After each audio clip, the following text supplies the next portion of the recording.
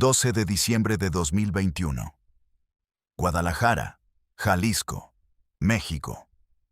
Eran las 6:15 de la madrugada, cuando los monitores del Hospital Country 2000 dejaron de marcar los signos vitales de un hombre que había hecho llorar a millones, que había llenado el Zócalo de Ciudad de México con 220,000 personas en una sola noche, que había vendido más de 50 millones de discos en todo el mundo.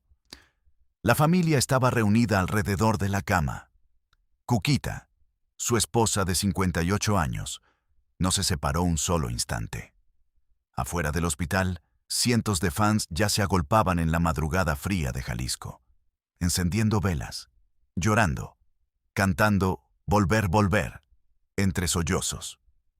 El hombre que habían llamado el Charro de Huentitán, el ídolo de México, el rey de la música ranchera, acababa de morir. Pero nadie, absolutamente nadie, sabía lo que ese hombre se había llevado consigo. Nadie sabía todos los secretos que yacían enterrados bajo esa imagen impecable de charro orgulloso, de patriarca inmortal, de leyenda viviente. Nadie sabía cuánto de lo que Vicente Fernández proyectó al mundo era cierto, y cuánto era simplemente la construcción más perfecta de un personaje que México jamás había visto. Hoy vas a saber 4 cosas que nadie ha contado juntas. Y cuando termines de escuchar esto, ya no vas a poder ver a Vicente Fernández de la misma manera. No porque lo vayas a odiar, sino porque lo vas a entender de una forma que muy pocos se han atrevido a contar. Primera, la historia de un niño de Huentitán el Alto que no tenía ni zapatos, que ordeñaba vacas a las 2 de la mañana, que boleaba zapatos en Tijuana para sobrevivir, y que decidió que el mundo entero iba a saber su nombre, costara lo que costara. Segunda, el secreto que Vicente Fernández guardó durante años. Una decisión médica que tomó en 2012 que sacudió a México entero cuando se reveló. Una decisión que habló más de sus contradicciones íntimas que cualquier entrevista que haya dado jamás, y que él mismo explicó con palabras que nadie pudo creer. Tercera, el horror que vivió en silencio mientras seguía subiendo a los escenarios y cantando como si nada pasara. Los 120 días en que un pedazo de su corazón estuvo en manos de criminales, y los 2 dedos que llegaron por correo para doblegarlo. Cuarta, el escándalo que estalló meses antes de su muerte. Las acusaciones que dividieron a México en 2 bandos. Y la pregunta que todavía hoy no tiene respuesta definitiva. ¿Era Vicente Fernández el hombre que decía ser? ¿O era una máscara perfectamente construida durante 8 décadas? Te voy a avisar cuando llegue cada una de estas revelaciones. Si te gusta este tipo de contenido, suscríbete al canal ahora mismo y activa la campana de notificaciones. Hay historias que no puedes perderte. Y esta es apenas el comienzo. Huentitán el Alto. Un barrio en las afueras de Guadalajara, Jalisco. Un lugar donde la tierra huele a campo, donde los gallos cantan antes del amanecer, donde los niños aprenden antes que cualquier otra cosa que la vida no regala nada. El 17 de febrero de 1940 nació ahí Vicente Fernández Gómez, el hijo de Ramón Fernández, un ranchero de manos callosas, y de Paula Gómez, una mujer que cargaba con la familia entera sobre sus espaldas con una dignidad que su hijo nunca olvidó. No había juguetes en esa casa, no había libros de cuentos. Había trabajo, había campo, había la música que llegaba de una radio vieja cuando el dinero alcanzaba para comprar pilas. Pero había algo más, algo que ninguno de los otros niños de Huentitán tenía. Había un niño de 5 años que miraba las películas de Pedro Infante con los ojos abiertos de par en par y le decía a su mamá, con una convicción que asustaba, que algún día él iba a ser así. Exactamente así. ¿Te imaginas tener 5 años y saber con absoluta certeza para qué naciste? ¿Te imaginas crecer en la pobreza más dura y no dudar ni un segundo de que el destino tenía algo diferente preparado para ti? Así era el pequeño Vicente. Mientras otros niños de su barrio soñaban con tener más frijoles en el plato, él soñaba con escenarios, con aplausos, con ser ese hombre de traje de charro que hacía llorar a la gente con cada nota. Y su papá, aunque apenas podía alimentar a la familia, vio ese fuego en los ojos de su hijo y ahorró, sacrificó, se privó de cosas que ya de por sí eran pocas, para poder regalarle a Vicente, cuando tenía 8 años, su primera guitarra. Una guitarra sencilla, barata, que probablemente desentonaba y tenía las cuerdas flojas. Pero para Vicente Fernández Gómez, era el instrumento más valioso del universo. La escuela no fue su mundo. Vicente terminó solo hasta 6º grado de primaria, no porque fuera torpe, sino porque la vida no le daba opción de ser estudiante. Como castigo por alguna travesura, su papá lo mandó a ordeñar vacas. Y eso implicaba levantarse a las 2 de la mañana, en el frío de Jalisco, cuando el resto del mundo dormía, y ir a las caballerizas a trabajar con las manos en la oscuridad. Después, en bicicleta, a repartir la leche por todo el barrio antes de que amaneciera del todo. Un niño haciendo lo que harían pocos adultos, y sin quejarse, sin rendirse, con esa terquedad silenciosa que más tarde se convertiría en su marca más reconocible. Sin embargo, incluso en medio de esa vida tan dura, la música nunca lo abandonó. A los 14 años, Vicente Fernández se paró por primera vez frente a un público de verdad. Fue en un concurso amateur de canto en Guadalajara, donde subió al escenario con esa guitarra que ya conocía de memoria y cantó como si llevara años haciéndolo. Y ganó. Ganó el primer lugar. La sala entera aplaudió a ese muchacho flaco de Huentitán que cantaba con una voz que parecía venir de otro lugar, de un lugar más profundo que el pecho, de un lugar que no tiene nombre, pero que todos reconocen cuando lo escuchan. Esa noche, Vicente Fernández supo que había encontrado el camino. El problema era que el camino era largo, sinuoso y lleno de obstáculos que todavía no podía imaginar. Pero lo que nadie sabía es que entre ese primer concurso ganado y el éxito, vendría uno de los periodos más oscuros de su vida. La familia tuvo que abandonar Huentitán.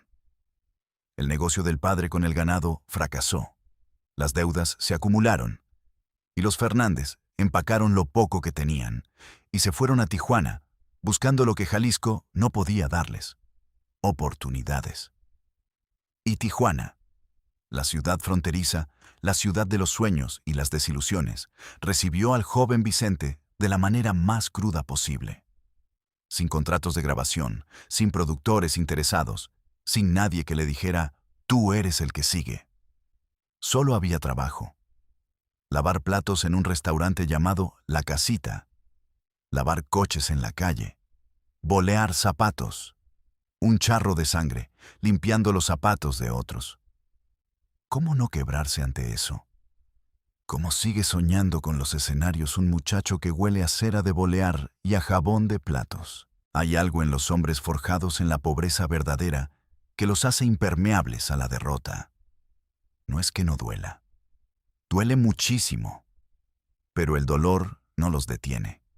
Los endurece, y Vicente Fernández se fue endureciendo lentamente, capa por capa, como el barro que se seca al sol y se vuelve piedra.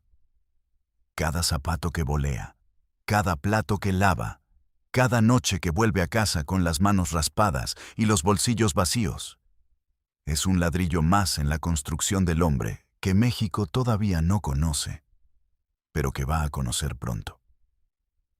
El regreso a Guadalajara fue el siguiente capítulo. Vicente volvió a Jalisco con más hambre que cuando se fue. Pero no hambre de comida, hambre de escenarios. Empezó a tocar en restaurantes, en bodas, en fiestas de barrio, en cualquier lugar que le diera un micrófono y unos minutos para cantar. Cobraba lo que podía, a veces solo lo suficiente para el camión de regreso a casa. Y en esas cantinas de Guadalajara, en esas plazas y ferias de pueblo, fue perfeccionando algo que no se enseña en ninguna academia: la conexión, la capacidad de mirar al público a los ojos y hacerle sentir que está cantando solo para ellos, que esa canción fue escrita para ese momento exacto, para ese dolor específico que llevan en el pecho. Era un don natural, sí, pero era también el resultado de años de hambre, de fracaso, de levantarse y volver a intentarlo. En Guadalajara, en 1963, ocurrió algo que cambiaría no solo la vida de Vicente Fernández, sino la de toda la dinastía que vendría después. Vicente conoció a María del Refugio Abarca Villaseñor, Cuquita, una joven de Guadalajara que tenía ya un novio cuando Vicente la vio por primera vez y supo, con esa misma certeza que tenía de niño mirando películas de Pedro Infante, que esa mujer iba a ser suya. La cortejó con la terquedad de siempre. No tomó no por respuesta. Cuando un día llegó a recogerla para salir y encontró a otro muchacho en la puerta de su casa, no se rajó, no se fue. Le dijo a Cuquita, con una calma que debió parecer una amenaza y una declaración de amor al mismo tiempo: te doy 10 minutos para que lo dejes porque tú y yo nos casamos el 27 de diciembre. No era una propuesta, era una declaración. Y el 27 de diciembre de 1963, Vicente Fernández y María del Refugio Abarca se casaron. Ella tenía 17 años. Él tenía 23, un sombrero de charro, una guitarra y más sueños que dinero. La gente de su barrio probablemente pensó que estaban locos. Casarse así, sin nada, apostando todo a una voz y a un sueño que el mundo todavía no había validado. Pero Cuquita vio en Vicente algo que los demás no veían todavía. Vio la voluntad inquebrantable de un hombre que iba a llegar a donde decía que iba a llegar, o iba a morir intentándolo. Los primeros años del matrimonio fueron de lucha pura. Vicente seguía tocando en donde pudiera, ganando poco, buscando la puerta que lo llevara al siguiente nivel. Cuquita administraba los pocos pesos que entraban con una maestría que mantendría a la familia a flote en los años más difíciles. Y Vicente seguía cantando, perfeccionando, soñando. En 1965, intentó abrirse paso en Ciudad de México, el corazón de la industria musical del país. No fue fácil. Las puertas de las disqueras no se abren de buenas a primeras para un charro de provincia que llega con su guitarra y su historia de pobreza. Pero Vicente Fernández no era el tipo de hombre que se va cuando le cierran la puerta en la cara. Llamaba de nuevo, tocaba de nuevo, cantaba de nuevo. Y entonces, en el verano de 1966, ocurrió el momento que Vicente Fernández había estado esperando toda su vida. CBS México, la que hoy es Sony Music, le abrió la puerta. Firmó su primer contrato discográfico y grabó sus primeros sencillos: Tu camino y el mío, Perdóname, Cantina del barrio. Canciones que sonaban a México profundo, a tequila y a desamor, a esa combinación perfecta de orgullo y dolor que define la música ranchera en su esencia. Vicente Fernández Gómez, el niño que boleaba zapatos en Tijuana, que ordeñaba vacas a las 2 de la mañana en Huentitán, acababa de darle la vuelta al mundo. Su carrera artística había comenzado. Y nada iba a ser igual. Sin embargo, el éxito no llegó de golpe. Nunca llega de golpe para los que realmente lo merecen. Los primeros años de contrato fueron de trabajo constante, de canciones que encontraban su público poco a poco, de giras por provincias, de noches en hoteles de mala muerte y madrugadas en carreteras polvorientas. Vicente Fernández construyó su fama ladrillo por ladrillo. concierto por concierto, fans por fans, con la misma paciencia con la que había construido todo lo demás en su vida. Y fue en esa construcción pausada, meticulosa, donde nació la leyenda. Aquí viene lo primero que te prometí. El secreto médico que sacudió a México. El año era 2012. Vicente Fernández estaba en plena gira del adiós. Su despedida de los escenarios después de décadas de carrera.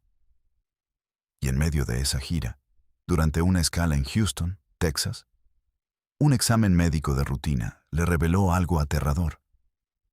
Una pequeña bolita en sus vías biliares. Cáncer. La palabra que nadie quiere escuchar. La palabra que el propio Vicente confesó que lo paralizó por un momento. El equipo médico del hospital en Houston recomendó un trasplante de hígado urgente. Y para sorpresa de todos, en apenas 2 días encontraron un donante compatible. El hígado estaba listo. El quirófano estaba preparado. El equipo médico estaba en su lugar. Solo faltaba la firma del paciente. Y Vicente Fernández Gómez miró a los médicos y dijo que no. Así, simple. Que no iba a recibir ese trasplante porque no sabía de quién venía ese hígado. Porque no quería dormir con su esposa con el órgano de otro. Porque no podía garantizarse que el donante no fuera homosexual o drogadicto. Sus palabras exactas, que él mismo repitió públicamente en 2019 en el programa Primera Mano de Imagen Televisión. Yo no me voy a ir a dormir con mi mujer con el órgano de otro güey. Ni sé si era homosexual o drogadicto. Las palabras cayeron como piedras y México se dividió. ¿Era Vicente Fernández un hombre valiente que se negó a jugar con su dignidad, como lo veían sus fans más leales? ¿O era un hombre cuyas contradicciones internas eran tan profundas que prefería arriesgar su vida antes de aceptar la posibilidad de que una parte de él viniera de alguien diferente a él mismo? La respuesta que cada quien elige dice más de nosotros que del propio Vicente. Pero lo que es innegable es que el hombre que México adoraba tenía dentro de sí una batalla que nadie había visto venir. Pero volvamos al camino que llevó a Vicente Fernández a la cima. Porque antes de entender las contradicciones del rey, hay que entender el reinado. Y el reinado de Vicente Fernández no fue un accidente. Fue una conquista sistemática, calculada, casi militar en su precisión. Los años 70 fueron la década que transformó a un cantante prometedor en un fenómeno imparable. Con la muerte en 1973 de José Alfredo Jiménez, el más grande compositor de rancheras que México había producido, se abrió un vacío en el corazón de la música mexicana que solo una voz podía llenar. Y esa voz era la de Vicente Fernández. El álbum El Rey, con esa canción que se convertiría en himno de los hombres que lloran en privado y se yerguen en público, fue el punto de inflexión. El Rey no era solo una canción. Era una declaración de identidad masculina mexicana, un manifiesto del orgullo charro, del amor que no dobla la rodilla ante nadie. Y Vicente la cantaba con una convicción que hacía temblar los vasos de tequila sobre las mesas de las cantinas de todo el país. No había cine de pueblo ni plaza pública en México donde no sonara esa melodía. No había boda, no había serenata, no había momento de dolor o de celebración que no pudiera ser expresado con las canciones de Vicente Fernández. Los álbumes se acumulaban. Volver, volver, para siempre, El Hijo del Pueblo, para recordar. Millones de copias vendidas.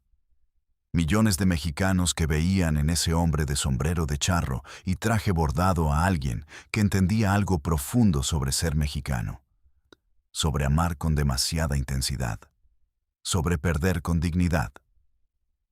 Vicente Fernández no cantaba canciones.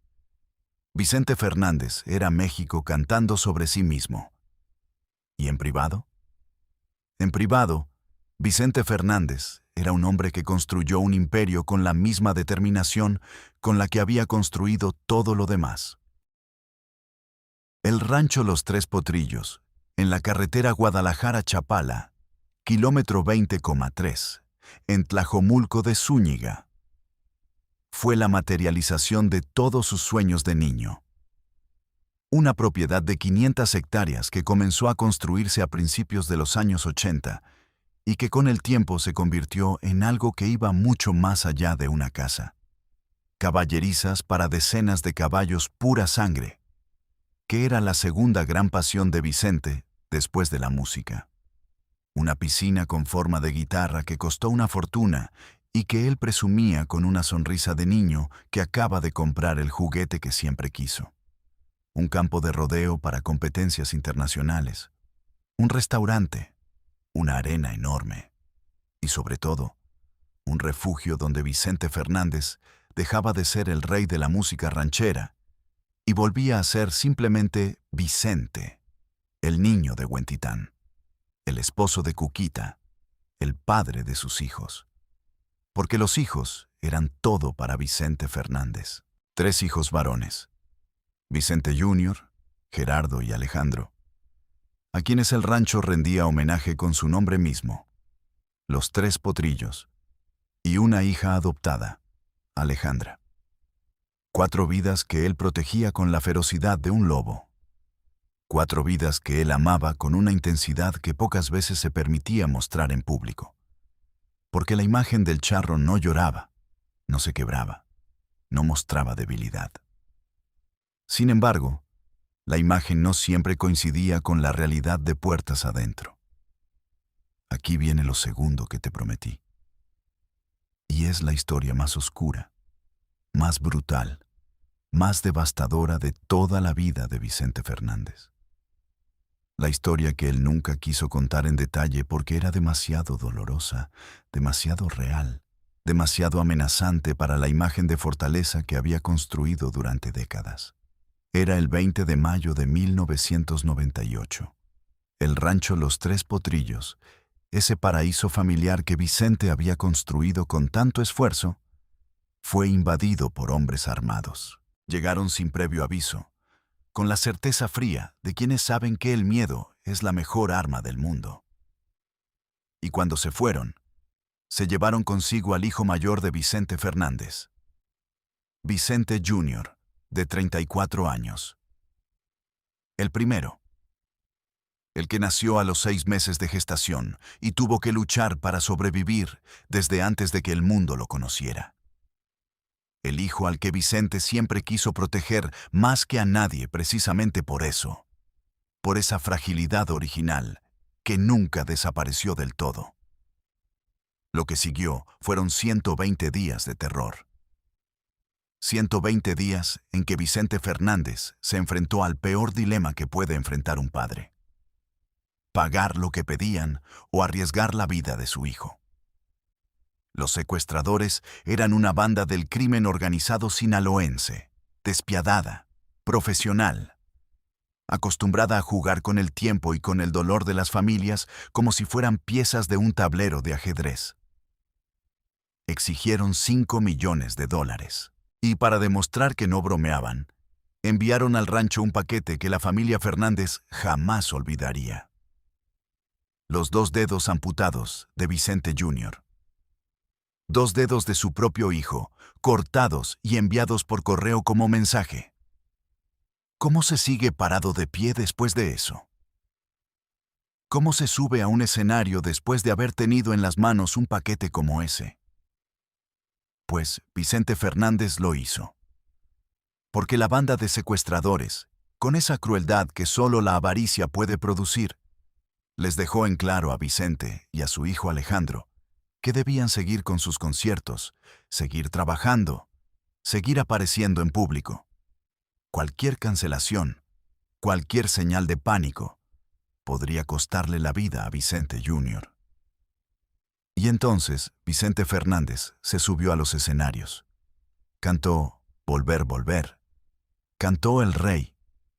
Cantó con esa voz que hacía llorar a la gente, mientras en las caballerizas del rancho según testimonio de los trabajadores más cercanos, iba a escondidas a llorar de desesperación. En público era el rey inmortal. En privado era un padre destrozado que negociaba la vida de su hijo entre concierto y concierto, que se iba al fondo del rancho a abrazar la oscuridad porque no podía mostrar su dolor en ningún otro lugar. Después de 120 días, después de negociaciones extenuantes que él mismo lideró, Vicente Jr. fue liberado, sin los 2 dedos, pero vivo. Y Vicente Fernández nunca habló en detalle de lo que vivió durante esos 4 meses. Nunca lo describió con la profundidad que merecía, como si hablar de ello en voz alta le diera al dolor una permanencia que no podía aceptar, como si el silencio fuera la única manera de seguir siendo el rey. Pero lo que nadie sabía es que ese episodio dejó una marca invisible pero permanente en el alma de Vicente Fernández. Una desconfianza que fue creciendo, una necesidad de control que se volvió cada vez más pronunciada, una manera de ver el mundo como un lugar que en cualquier momento puede convertirse en un campo minado. Y esa desconfianza, esa necesidad de control, iba a manifestarse de maneras que nadie esperaba en los años que vendrían. Los años 90 y la primera década del 2000 fueron la era dorada en términos de reconocimiento internacional. Vicente Fernández recibió una estrella en el Paseo de la Fama de Hollywood. Fue inducido al Salón de la Fama de Billboard. Ganó 4 Grammy y 9 Latin Grammy. El 14 de febrero de 2009, en el Zócalo de Ciudad de México, dio un concierto que reunió a 220,000 personas en una sola noche. 220,000 personas en una sola noche. En la plaza más importante de México, bajo el cielo de la capital, Vicente Fernández cantó para un país entero que lo amaba con una devoción que iba más allá de la música, que era casi religiosa, que tenía algo de comunión colectiva, de ceremonia, de ritual. Y sin embargo, mientras el mundo exterior veía solo el triunfo, en el interior de la vida de Vicente Fernández comenzaban a surgir las primeras grietas en la imagen perfecta, las infidelidades nunca confirmadas públicamente por él, pero que Cuquita, su esposa de toda la vida, eventually terminó mencionando en entrevistas años después, con la dignidad callada de quien ha procesado el dolor en silencio durante demasiado tiempo. La imagen del hombre de familia perfecta chocaba con los rumores que circulaban en los círculos de la industria musical mexicana. Pero Vicente Fernández tenía el control de su narrativa como nadie. Sabía exactamente qué mostrar y qué esconder.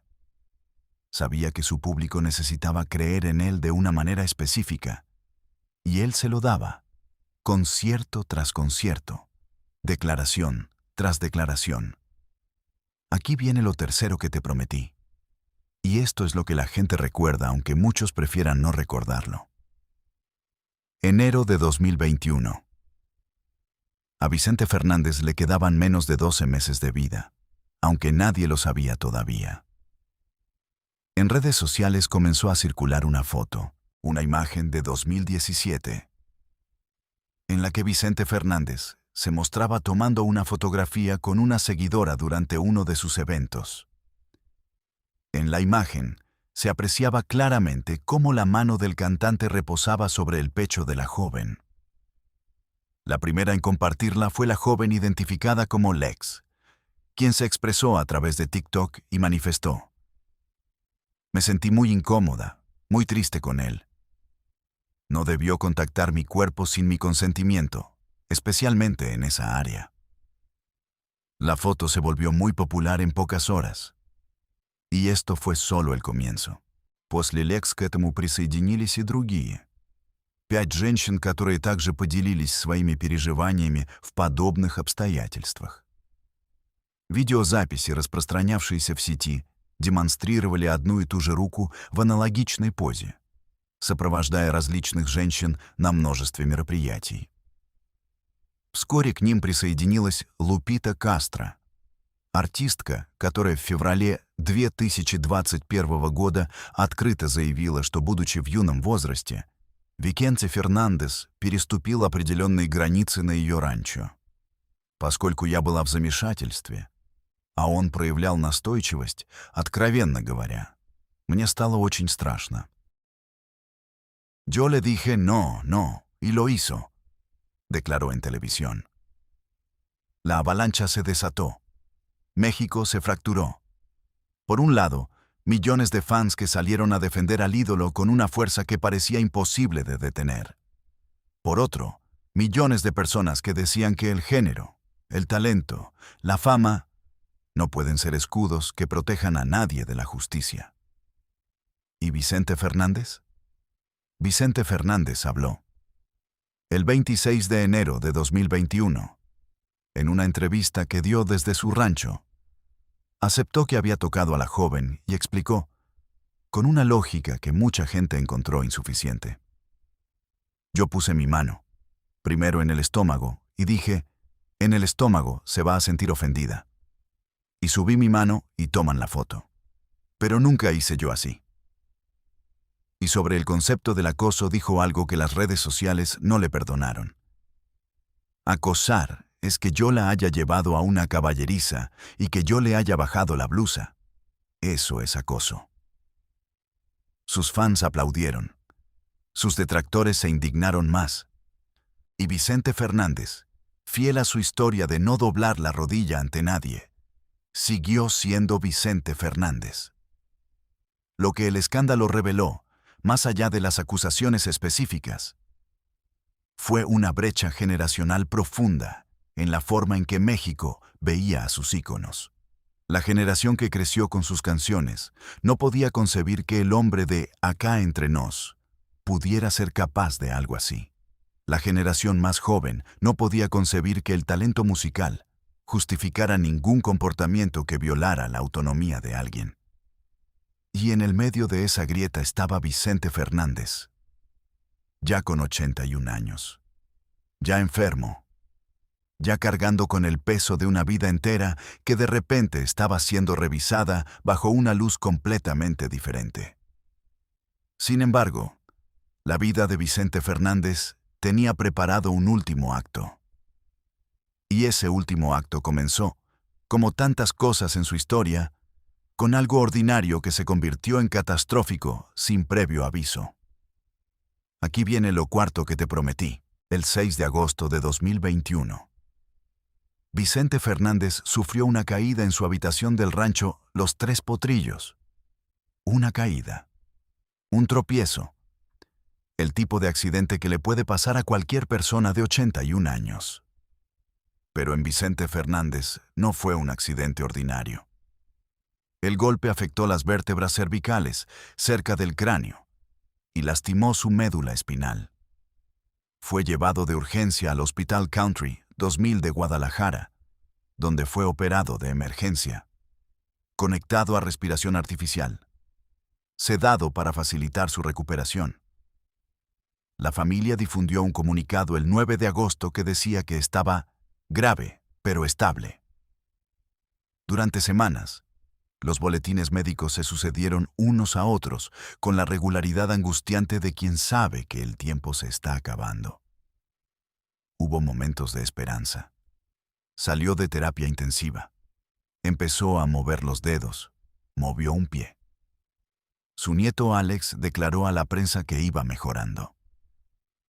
Pero la esperanza era frágil, construida sobre arena, porque los médicos habían detectado algo más. El síndrome de Guillain-Barré, una enfermedad neurológica en la que el propio sistema inmune del cuerpo ataca los nervios periféricos. Una enfermedad que en una persona de 81 años, ya debilitada por la caída y la operación, es una combinación devastadora. Los meses pasaron. Septiembre, octubre, noviembre. Vicente Fernández seguía en el hospital, conectado a máquinas, con su familia rotando alrededor de su cama como satélites alrededor de un planeta que se estaba apagando.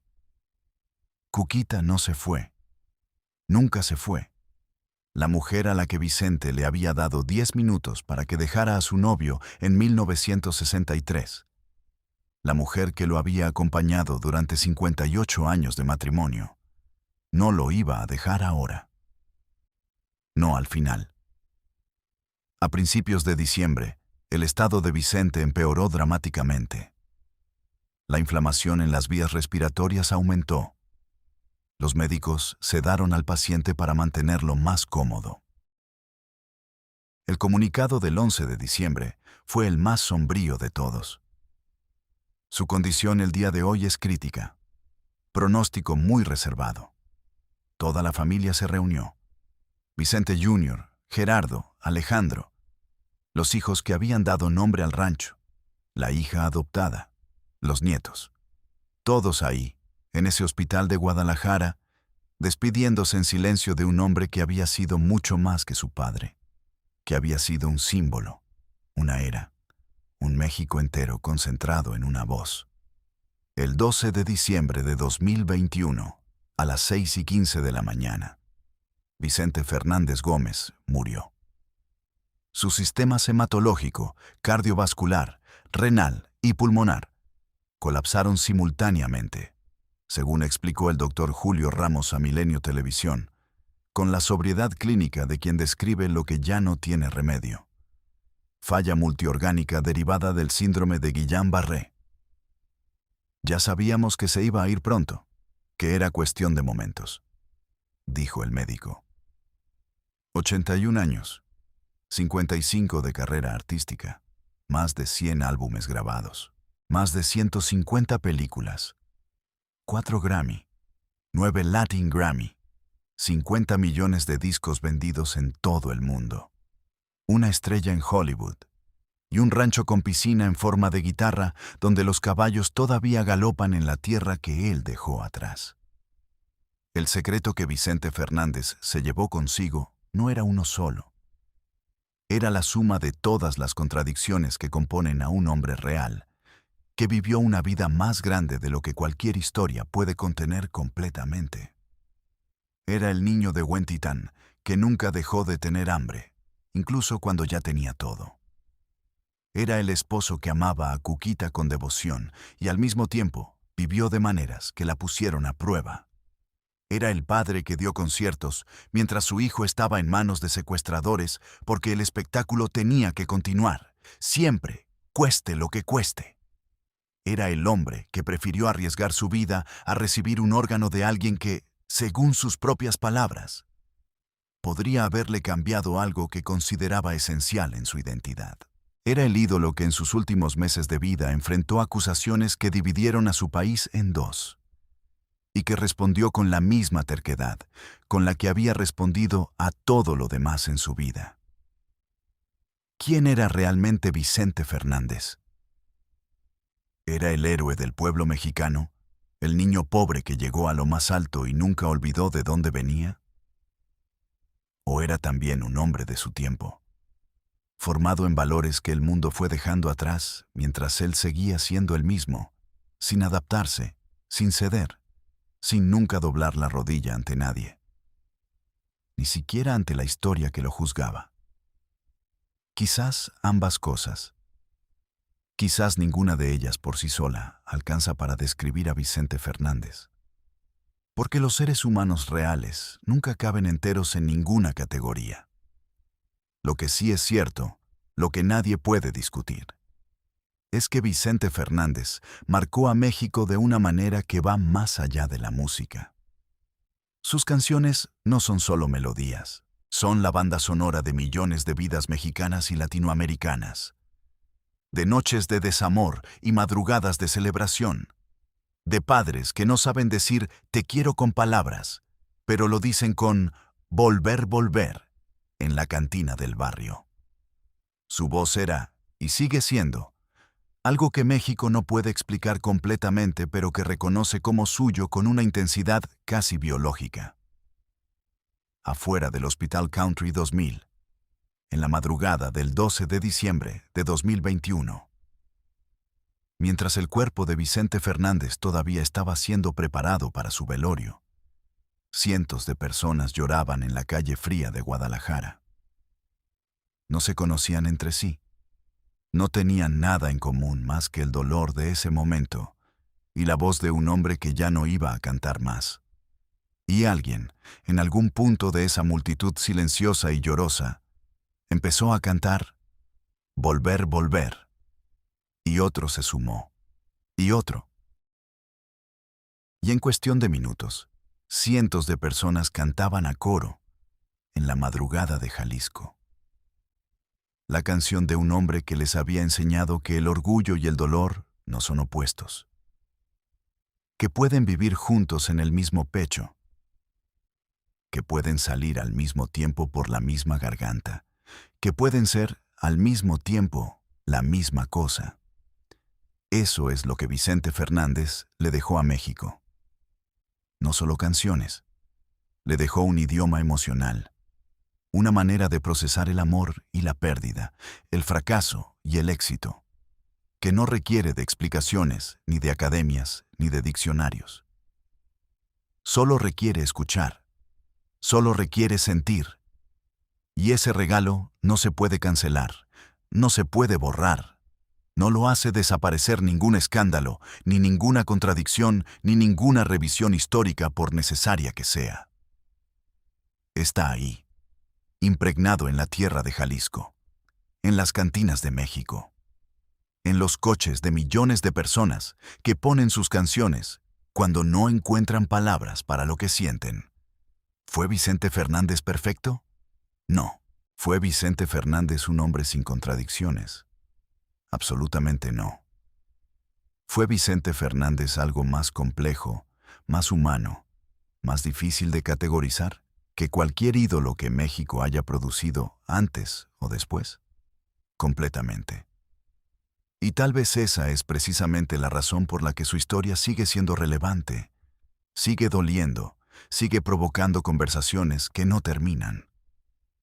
Porque al final, la vida de Vicente Fernández no es la historia de un hombre que lo tuvo todo. Es la historia de un niño que no tenía nada, que lo apostó todo a una voz y a una terquedad, que construyó un imperio con sus propias manos y con los sacrificios de quienes lo amaron, que vivió con la intensidad de quien sabe que el tiempo no devuelve nada, y que murió en la ciudad donde nació, rodeado de la familia que fue su verdadero rancho, su verdadero patrimonio, su verdadera canción. El último secreto de Vicente Fernández no era uno que él escondía deliberadamente. Era el secreto que todos los grandes cargamos. Que ningún ser humano, por más grande que sea su voz, puede ser solo la imagen que proyecta. Que detrás de cada leyenda hay un hombre real, con miedo real, con amor real, con errores reales, con contradicciones que no siempre se pueden resolver. Y que amar a alguien de verdad significa aceptar esa totalidad. No solo la parte que nos resulta cómoda. Si esta historia te movió algo por dentro, si te hizo pensar, si te recordó a alguien, compártela. Compártela con quien necesite escucharla. Y si quieres más historias como esta, ya sabes dónde encontrarlas. Aquí, en este canal, donde las leyendas se cuentan sin miedo y sin filtros.